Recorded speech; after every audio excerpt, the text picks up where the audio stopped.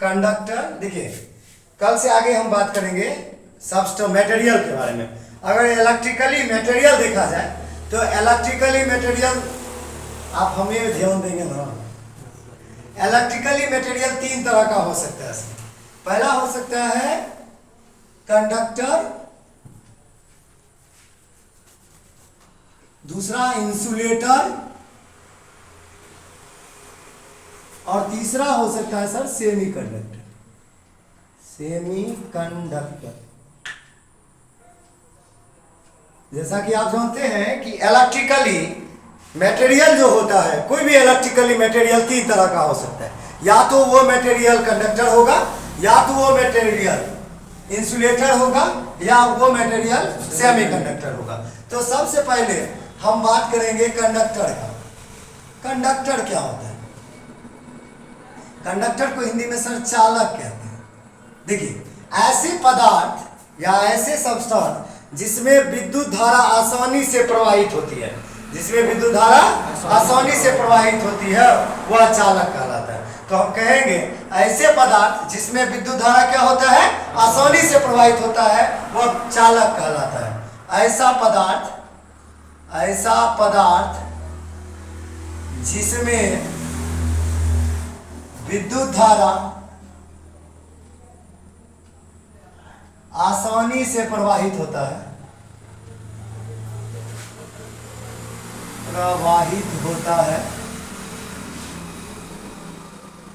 वह चालक कहलाता है। वह चालक कहलाता है। चालक मतलब कंडक्टर, चालक कहलाता है।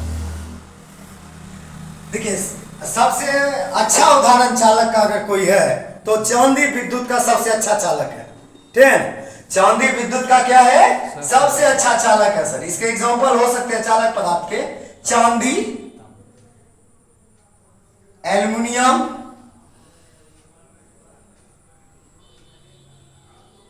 सर तांबा, लोहा इत्यादि।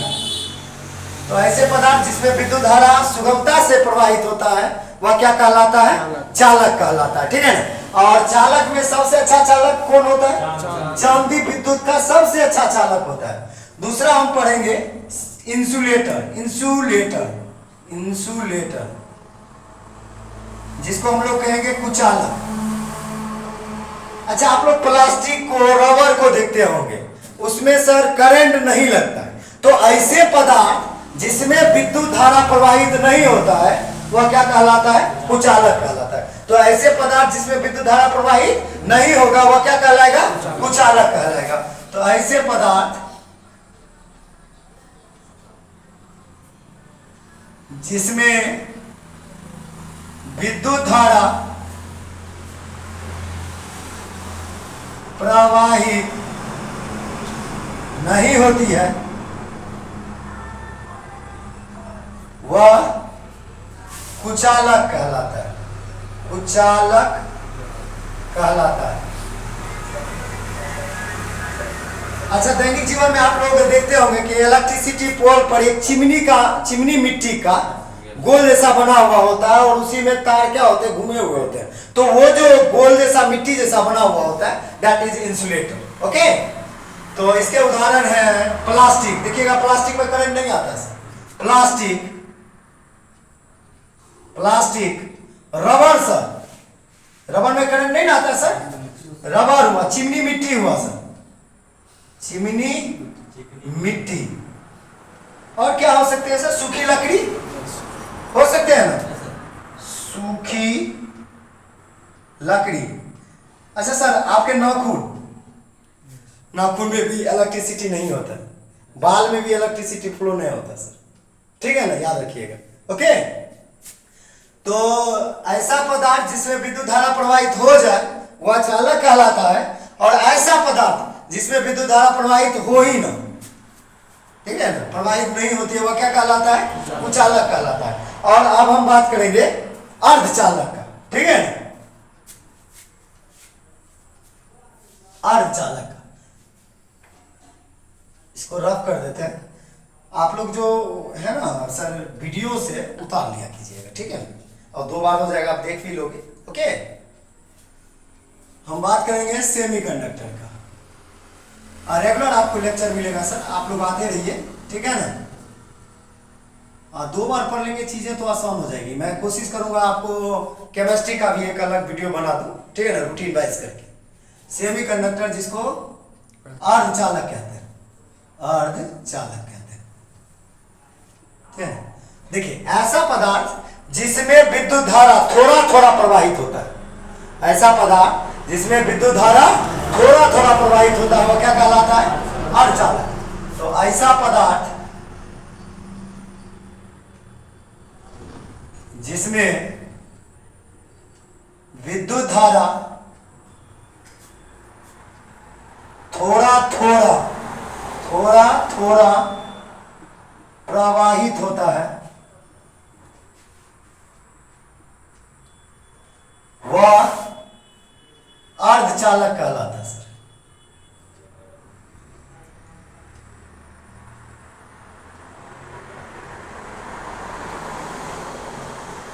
तो ऐसा पदार्थ जिसमें विद्युत धारा थोड़ा थोड़ा प्रवाहित होता है, थोड़ा का स्पेलिंग थोड़ा गलत है, थोड़ा थोड़ा प्रवाहित है होता है वह क्या कहलाता है?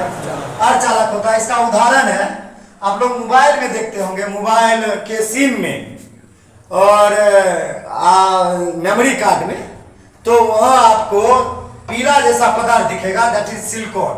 ओके, सिलिकॉन आपका क्या है? अर्धचालक है। और आज दुनिया अर्धचालक पर ऐसे कहिए कि आज जो इतना इन्वेंशन हो रहा है, और कहीं ना कहीं इन्वेंशन में इलेक्ट्रिकली जैसे कंप्यूटर देख लेते हैं, मोबाइल देख लेते हैं, ये सभी के सभी कहीं ना कहीं इनमें कहीं ना कहीं सेमीकंडक्टर का हाथ जरूर है।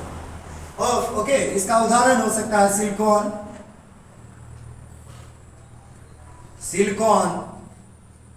एंटीमनी, याद है ना, आज ही पढ़ा है केमिस्ट्री में, एंटीमनी, आर्सेनिक इत्यादि कर देते हैं। तो ऐसा पदार्थ जिसमें विद्युत धारा थोड़ा थोड़ा प्रवाहित होता है वो क्या कहलाता है?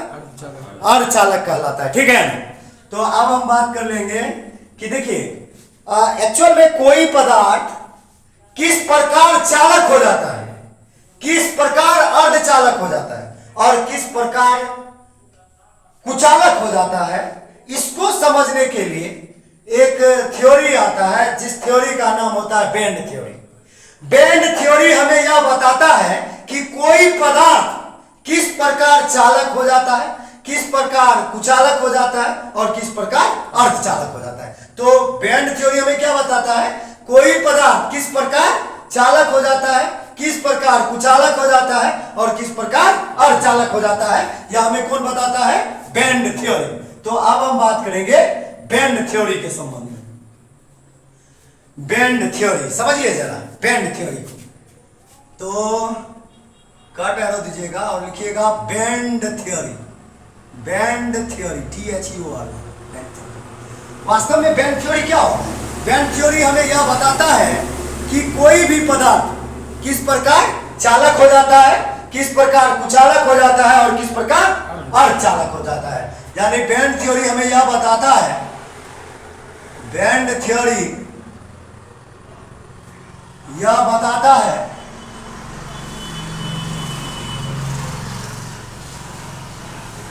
कि किस प्रकार कोई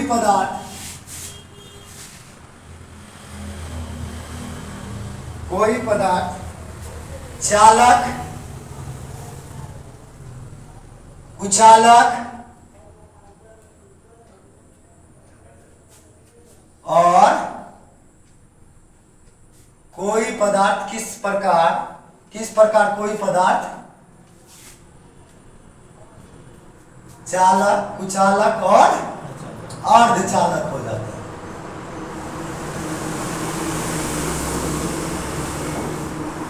याद रखिएगा, बैंड थ्योरी हमें क्या बताता है कि कोई पदार्थ किस प्रकार चालक, किस प्रकार कुचालक और किस प्रकार अर्धचालक हो जाता है। यह हमें क्या बताता है? बैंड थ्योरी बताता है। तो बैंड थ्योरी को समझते हैं अब हम।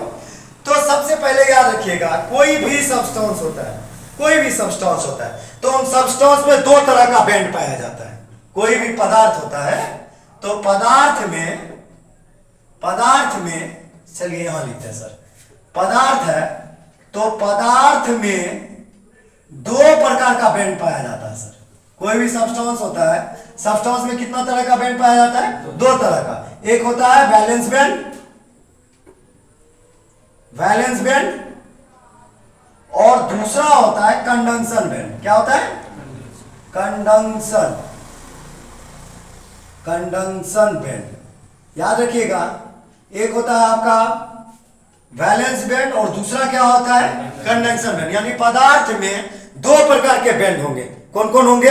वैलेंस बैंड होंगे और कंडक्शन बैंड होंगे। इसको एक एटम के जरिए समझ सकते हैं कि कोई भी ये एटम है और कोई भी एटम का ये न्यूक्लियस है, न्यूक्लियस के चारों ओर, यानी ये एटम का नाभिक है, नाभिक के चारों ओर ऑर्बिट है, और ये देखिए ऑर्बिट है, ये ऑर्बिट है और इसी ऑर्बिट में इलेक्ट्रॉन क्या करेंगे? घूमेंगे। ठीक है, एक एटम का हमने डायग्राम बनाया है और एटम के बीचों बीच नाभिक होता है और नाभिक के चारों ओर ऑर्बिट होता है और इस ऑर्बिट में सर इलेक्ट्रॉन क्या होते हैं? घूमते रहते हैं। ठीक है, अब देखिए, अगर मैं इसको काला कर देता हूं, इसको समझने के लिए देखिए, ध्यान से समझिएगा, कौन हम इसमें कंडक्शन बैंड कहेंगे और कौन वैलेंस बैंड कहेंगे। तो ये देखिए, ये वाला दिख रहा है आपको, इस वाले अंतिम के पहले वाले कक्ष, इसको हम लोग कहेंगे वैलेंस बैंड। ठीक है, और ये आउटर वाला ऑर्बिट दिख रहा है ना आपको, इसको कहेंगे कंडक्शन बैंड। इसको क्या कहेंगे?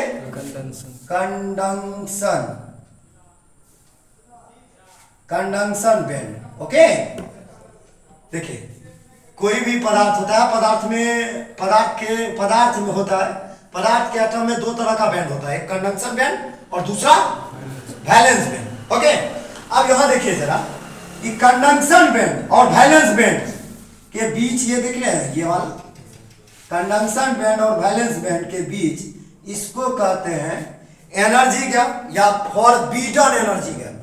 क्या?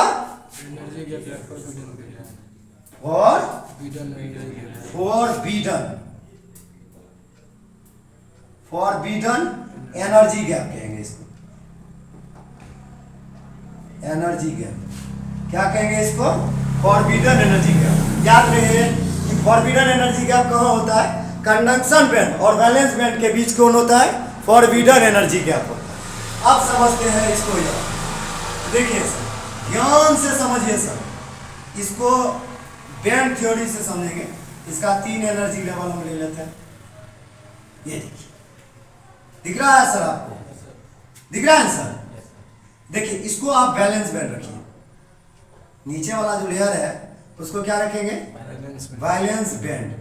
ठीक है, और ऊपर वाले लेयर को आप रखिएगा कंडक्शन बैंड। कंडक्शन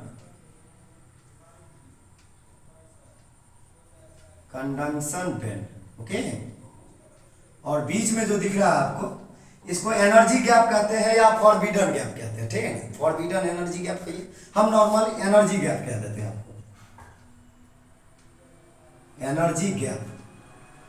ठीक है, ये तीनों चीज समझ में आना चाहिए आपको। देखिए, बिल्कुल आसान, इसी चीज को मैंने यहां समझाया। देखिए, वैलेंस बैंड और कंडक्शन बैंड के बीच एनर्जी गैप है। देख लीजिए, एनर्जी गैप है। देखिए, अब कहानी किस तरह होता है। अब कोई पदार्थ किस प्रकार चालक, किस प्रकार कुचालक और किस प्रकार अर्धचालक हो जाता है, इसको समझने के लिए आप समझिए। देखिए, वैलेंस बैंड और कंडक्शन बैंड, दो बैंड है। वैलेंस बैंड और कंडक्शन बैंड के बीच एनर्जी गैप इतना कम हो जाए कि वैलेंस बैंड से अधिकतर संख्या में इलेक्ट्रॉन कंडक्शन बैंड में चला जाए। ठीक है ना, हम बार बार बोल रहे हैं कि वैलेंस बैंड और कंडक्शन बैंड के बीच एनर्जी गैप इतना कम हो जाए कि वैलेंस बैंड से काफी संख्या में इलेक्ट्रॉन कंडक्शन बैंड में बाउंस करके चला जाए, जिसके कारण कंडक्शन बैंड में काफी ज्यादा इलेक्ट्रॉन की संख्या होगी, जिसके कारण पदार्थ चालक हो जाएगा। समझ में आया? समझ आया? देखिए एक्चुअल में होता क्या है कि वैलेंस बैंड और कंडक्शन बैंड के बीच जो एनर्जी गैप होता है वो क्या होता है, वो इतना कम हो जाता है, ये इतना कम हो जाता है कि वैलेंस बैंड और कंडक्शन बैंड के बीच ओवरलैप हो जाता है। ठीक, ओवरलैप जैसे ही होता है तो अधिकतर संख्या में इलेक्ट्रॉन क्या होता है, वैलेंस बैंड से कंडक्शन बैंड में जाने लगता है, जिसके कारण कंडक्शन बैंड में काफी ज्यादा संख्या में इलेक्ट्रॉन हो जाता है। ठीक है, जिसके कारण पदार्थ चालक हो जाता है। ठीक है, पदार्थ क्या हो जाता है, चालक हो जाता है। ठीक है, अब देखिए क्या है कुचालक का, कुचालक के संबंध में देखिए वैलेंस बैंड और कंडक्शन बैंड। कुचालक को समझा देते हैं किस प्रकार कोई पदार्थ कुचालक हो जाता है। यदि वैलेंस बैंड और कंडक्शन बैंड के बीच, वैलेंस बैंड और कंडक्शन बैंड के बीच जो ऑर्बिटल एनर्जी गैप है इतना ज्यादा हो जाए कि वैलेंस बैंड से कंडक्शन बैंड में इलेक्ट्रॉन पहुंच ही ना पाए। समझ में आ रहा है कि नहीं? देखिए वैलेंस बैंड और कंडक्शन बैंड के बीच मौजूद एनर्जी गैप इतना ज्यादा हो जाए कि वैलेंस बैंड से इलेक्ट्रॉन कंडक्शन बैंड में आ ही ना पाए, जिसके कारण कंडक्शन बैंड में एक भी इलेक्ट्रॉन नहीं होगा। जब एक भी इलेक्ट्रॉन नहीं होगा तो पदार्थ क्या हो जाएगा, कुचालक हो जाएगा। यानी वैलेंस बैंड और कंडक्शन बैंड के बीच फॉरबिडन एनर्जी गैप इतना ज्यादा हो जाए कि इलेक्ट्रॉन वैलेंस बैंड से कंडक्शन बैंड में पहुंच ना पाए, जिसके कारण पदार्थ क्या हो जाएगा, कुचालक हो जाएगा। ठीक है, बिल्कुल सही है, बिल्कुल सही है। अब हम बात करेंगे अर्धचालक का। कोई पदार्थ अर्धचालक किस प्रकार हो जाता है। देखिए वैलेंस बैंड और कंडक्शन बैंड के बीच मौजूद एनर्जी गैप यानी फॉरबिडन एनर्जी गैप इतना कम हो, इतना कम हो, इतना हो कि कम संख्या में इलेक्ट्रॉन वैलेंस बैंड से कंडक्शन बैंड में चला जाए, कम संख्या में। यानी वैलेंस बैंड और कंडक्शन बैंड के बीच फॉरबिडन एनर्जी गैप इतना हो कि कम ही संख्या में वैलेंस बैंड से इलेक्ट्रॉन कंडक्शन बैंड में चलाए, कम संख्या में इलेक्ट्रॉन वैलेंस बैंड से कंडक्शन बैंड में चला जाता है, तो ऐसे स्थिति में पदार्थ अर्धचालक होते हैं। ठीक है, अगर एनर्जी गैप बहुत कम होगा तो वैलेंस बैंड से कंडक्शन बैंड में इलेक्ट्रॉन बहुत ज्यादा जाएगा, जिसके कारण पदार्थ चालक होगा। वैलेंस बैंड और कंडक्शन बैंड के बीच एनर्जी गैप इतना ज्यादा हो जाए कि वैलेंस बैंड से कंडक्शन बैंड में इलेक्ट्रॉन जा ही ना पाए, ऐसे स्थिति में पदार्थ क्या हो जाएगा, कुचालक हो जाएगा। अब वैलेंस बैंड और कंडक्शन बैंड के बीच एनर्जी गैप इतना कम हो या इतना हो कि कम संख्या में ही इलेक्ट्रॉन वैलेंस बैंड से कंडक्शन बैंड में पहुंच पाए, ऐसे स्थिति में पदार्थ क्या होगा, अर्धचालक होगा। समझे? मैं इसको एक बार और लिख देता हूं आसानी भाषा में समझने के लिए। ये चीजें समझ में आई कि नहीं आया? मेन यही है सर, ये वाला अगर आपको समझ में आ गया, ठीक है, तो ये वाला आसान से समझ में आएगा। ठीक है, समझने वाली बात है सर। मैं इसको रफ कर देता हूँ, ठीक है, उसके बाद चर्चा करता हूँ। ठीक है, तब तक इसको पढ़िए आप, मैं रफ कर देता हूँ। तो ये चीजें आई ना, फिर से एक बार, वैलेंस बैंड और कंडक्शन बैंड के बीच फॉरबिडन एनर्जी गैप इतना कम हो कि इलेक्ट्रॉन वैलेंस बैंड से कंडक्शन बैंड में आसानी पूर्वक चला जाए, तो ऐसे स्थिति में पदार्थ क्या होगा, चालक होगा। वैलेंस बैंड और कंडक्शन बैंड के बीच फॉरबिडन एनर्जी गैप इतना ज्यादा हो कि इलेक्ट्रॉन वैलेंस बैंड से कंडक्शन बैंड में जा ही ना पाए, तो पदार्थ क्या होगा, कुचालक होगा। और वैलेंस बैंड और कंडक्शन बैंड के बीच इतना दूरी हो कि कम संख्या में इलेक्ट्रॉन वैलेंस बैंड से और कंडक्शन बैंड में चला जाए, तो ऐसे स्थिति में क्या होगा, पदार्थ अर्धचालक हो जाएगा। ठीक है, अब मैं भाषा में इसको लिख देता हूँ। पदार्थ में कितने प्रकार का बैंड पाया जाता है सर? दो प्रकार का बैंड पाया जाता है, वैलेंस बैंड और कंडक्शन बैंड। ठीक है, मैंने इसको एटम की तरह समझाया है और इसके बाद बाकी चीजों को समझा दिया है। तो अब हम एक एक करके कोई पदार्थ किस प्रकार चालक हो जाता है, किस प्रकार कुचालक हो जाता है, किस प्रकार अर्धचालक हो जाता है, मैं इसको लिख देता हूँ। ठीक है, जिससे कि आपको आसानी हो जाए।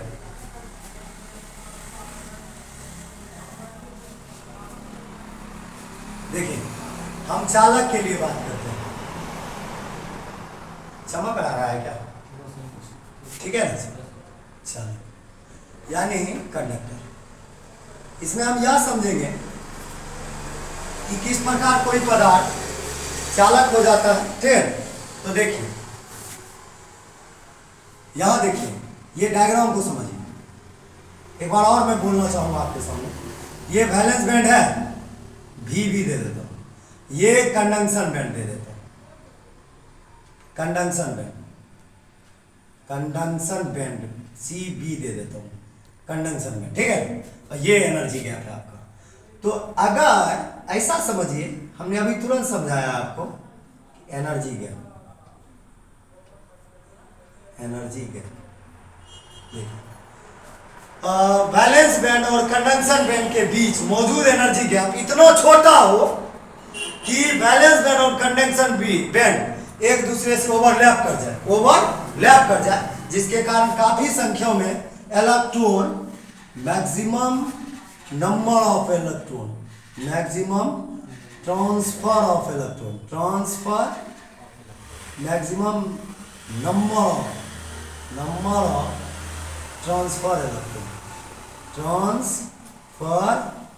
इलेक्ट्रॉन। ठीक है, वाई? क्योंकि एनर्जी गैप बहुत ज्यादा कम है, ठीक है।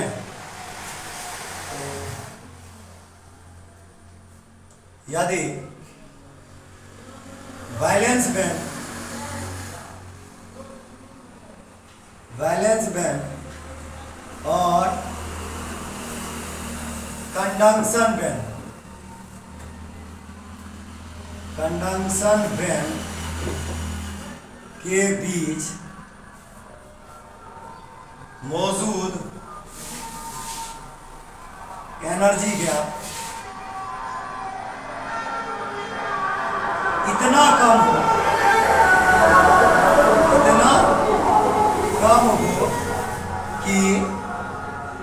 कम हो कि वे एक दूसरे के वैलेंस बैंड की वे एक दूसरे के ओवरलैप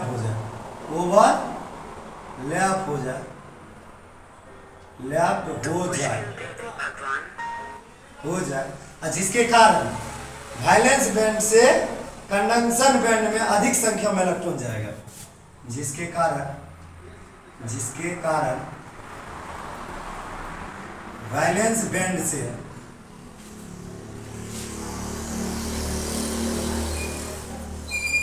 कंडक्शन बैंड में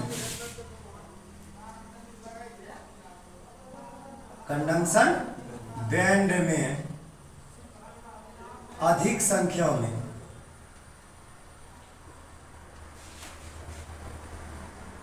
इलेक्ट्रॉन जाएगा,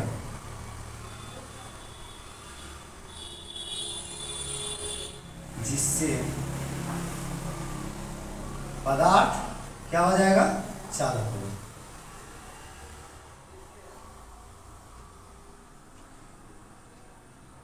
समझ में आया सर? देख लीजिए, वैलेंस बैंड और कंडक्शन बैंड, फिर से मैं एक बार याद दिला रहा हूं, वैलेंस बैंड और कंडक्शन बैंड के बीच मौजूद एनर्जी गैप इतना कम हो कि ये दोनों एक दूसरे को ओवरलैप कर जाए, और जैसे ही ओवरलैप करेगा वैलेंस बैंड से कंडक्शन बैंड में काफी संख्या में इलेक्ट्रॉन चला जाएगा, और काफी संख्या में इलेक्ट्रॉन जाने के कारण यह इलेक्ट्रॉन की संख्या क्या हो जाएगी? बढ़ जाएगी, जिसके कारण ये पदार्थ क्या हो जाएगा? चालक हो जाएगा। ठीक है ना? समझ में आया सर? अच्छा, ठीक है, इसको आप लोग उतार लेंगे। ठीक है, और उसके बाद हम बात करेंगे कुचालक के संबंध में। ठीक है, कुचालक इंसुलेटर इसको कहते हैं। किस प्रकार कोई पदार्थ इंसुलेटर हो जाता है, यानी कुचालक। देखिए, कुचालक को समझते हैं, इसी में मैं कर देता हूं, समझिए जरा। देखिए,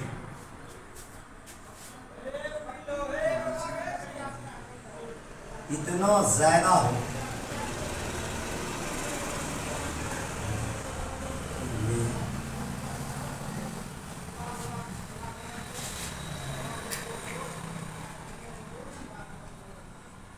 ज़्यादा हो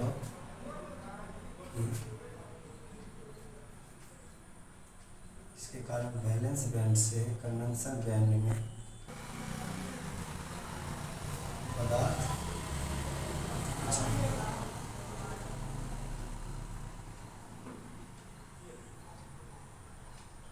देखिए एक बार पढ़ते हैं। यदि वैलेंस बैंड और कंडक्शन बैंड के बीच मौजूद एनर्जी गैप इतना ज्यादा हो कि जिसके कारण वैलेंस बैंड से कंडक्शन बैंड में इलेक्ट्रॉन नहीं जा पाए, तो ऐसे स्थिति में पदार्थ क्या हो जाता है? कुछ अलग। यानी देखिए जी डायग्राम इसका, ये वैलेंस बैंड अगर हम लेते हैं, ये दिख रहा होगा आपको वैलेंस बैंड, और देखिए यहां लेते हैं कंडक्शन बैंड। कंडक्शन बैंड, ठीक है सर, और ये एनर्जी गैप।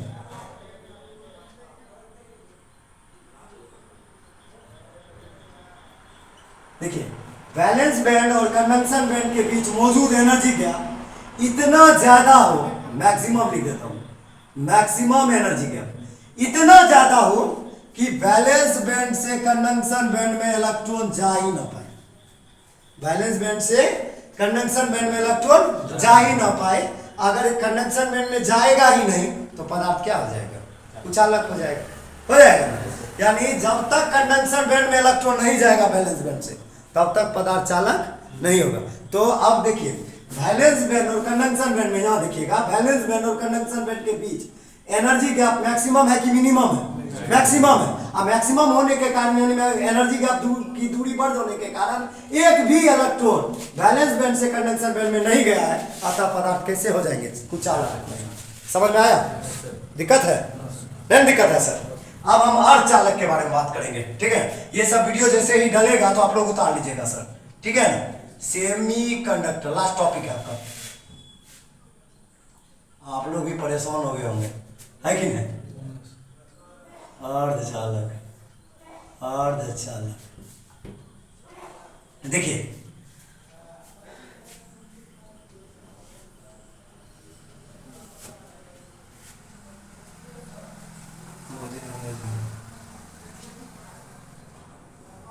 इतना संख्या में ही इलेक्ट्रॉन वैलेंस बैंड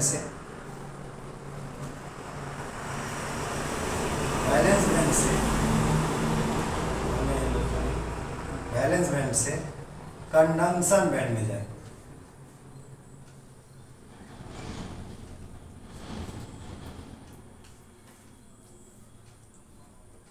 तो पदार्थ अर्धचालक होता है।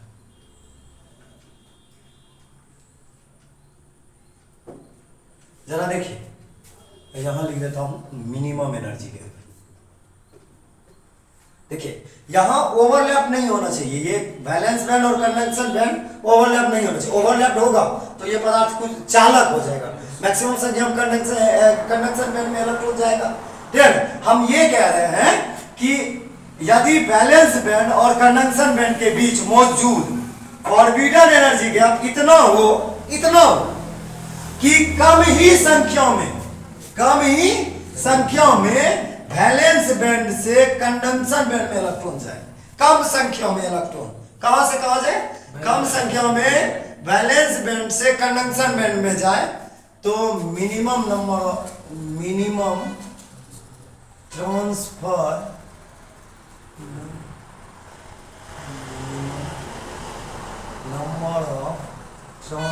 इलेक्ट्रॉन। अब देखिए वैलेंस बैंड और कंडक्शन बैंड के बीच मौजूद फॉरबिडन एनर्जी गैप इतना हो कि कम ही संख्या में वैलेंस बैंड से कंडक्शन बैंड में इलेक्ट्रॉन जाए। ठीक है, अगर कम संख्या में इलेक्ट्रॉन जाएगा तो कंडक्शन बैंड में इलेक्ट्रॉन की संख्या क्या होगी? कम होगी, जिसके कारण पदार्थ क्या होगा? अर्धचालक हो जाएगा। देखिए लिखा हुआ है यदि वैलेंस बैंड और कंडक्शन बैंड के बीच मौजूद एनर्जी गैप इतना हो कि कम संख्या में इलेक्ट्रॉन वैलेंस बैंड से कंडक्शन बैंड में जाए तो पदार्थ अर्धचालक हो जाता है। हो जाता है। समझ में आ गया होगा आप लोगों को। तो हमने आज पढ़ा है कि कंडक्टर, इंसुलेटर और सेमीकंडक्टर और कोई पदार्थ किस प्रकार कंडक्टर हो जाता है, किस प्रकार इंसुलेटर हो जाता है और किस प्रकार सेमीकंडक्टर हो जाता है, इसके लिए हमने आपको बैंड थ्योरी बताया है। So thank you, good luck. अगला क्लास हम आगे करेंगे।